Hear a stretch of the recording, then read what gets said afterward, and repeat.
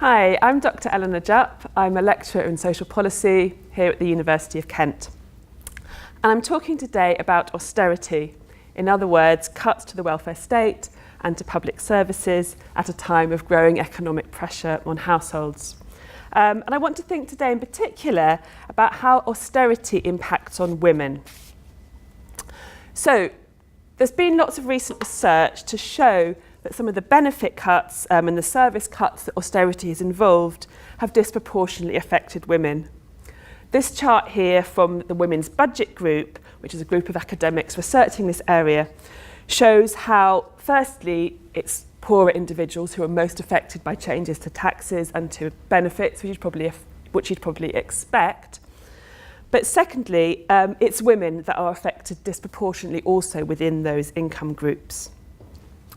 Other impacts of austerity which are not so evident from this kind of slide is the fact that women are also perhaps more likely to be reliant on certain forms of services, but also that women are more likely to work in the public sector, so for local councils and for other services, so more likely to be affected by losing jobs in relation to austerity. Women are also more likely, it's been shown, to be involved in a less visible way in sort of managing austerity. So within a family or a household that's affected by benefit changes, that's affected by general economic climate, they're more likely to be the ones trying to, undertake the shopping, stay within their means, and some of that sort of emotional work of managing in straitened times. And more widely, women are also more likely to be doing some of the sort of getting by and managing of austerity within communities. So if the local library is losing staff, or if childcare centres are shutting, it's more likely to be women that are stepping in either as volunteers or as running other kinds of services on a voluntary community basis in place of those services which are being shut. But I want to focus also briefly today on a slightly different aspect of women's effects from austerity, which is in terms of the role of women as anti-austerity activists, women as pushing back against some of these cuts. You can see on this picture a group of women who became known as the Focus East 15 mums. They were based in East London, and they were young mothers who were housed in a supported housing scheme by a social housing provider, and were evicted when their housing was being redeveloped.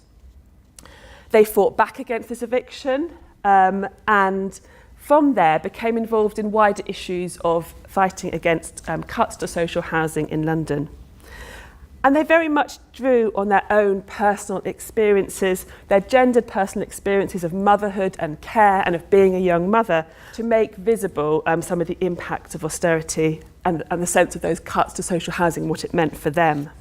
And I've been studying some other forms of activism by women that are perhaps less well known. So you might have heard of Focus East 15, or you might have heard of Sisters Uncut, which is another group pushing back against domestic violence cuts. But I've been studying this campaign in Medway here in Kent, where women and mothers have been fighting against the closures of Sure Start Children's Centres.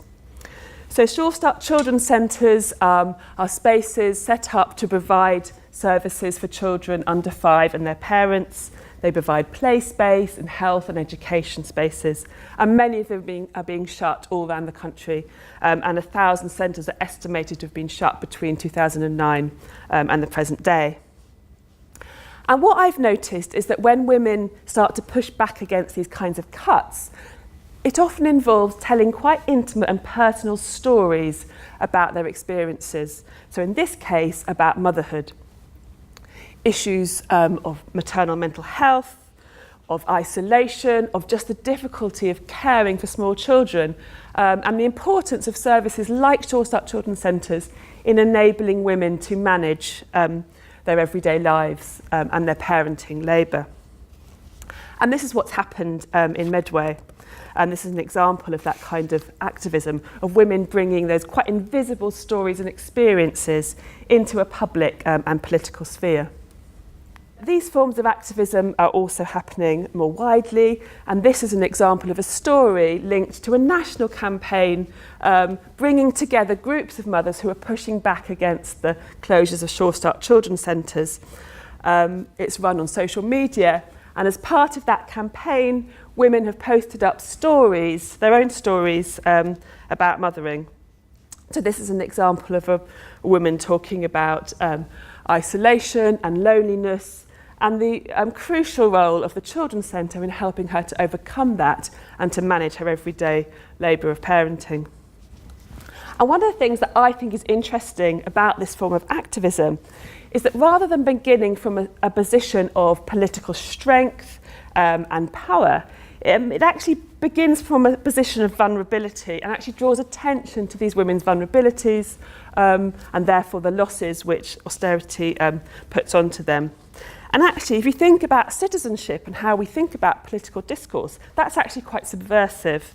So women coming into council meetings, telling these kinds of stories, which I've witnessed, or making them available on social media or in local newspapers and so on, actually can fundamentally change the kind of terms of debate, which historically we thought about politics as rational and reasonable and separate from emotion, where these stories are often very emotive and emotional.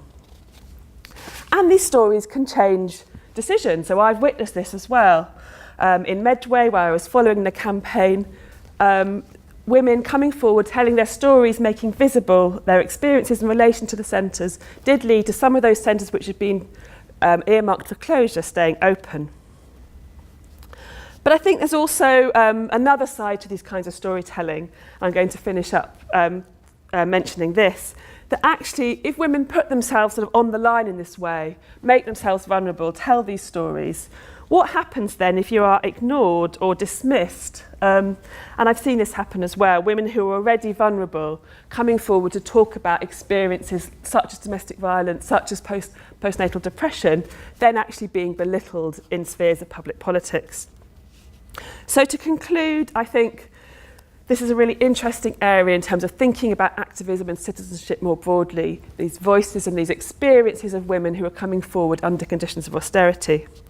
And I think these forms of activism have got potential to amplify women's experiences and be empowering and to change decisions. But they're also exposing and may actually make women who are already vulnerable under conditions of austerity even more so. Thank you for listening.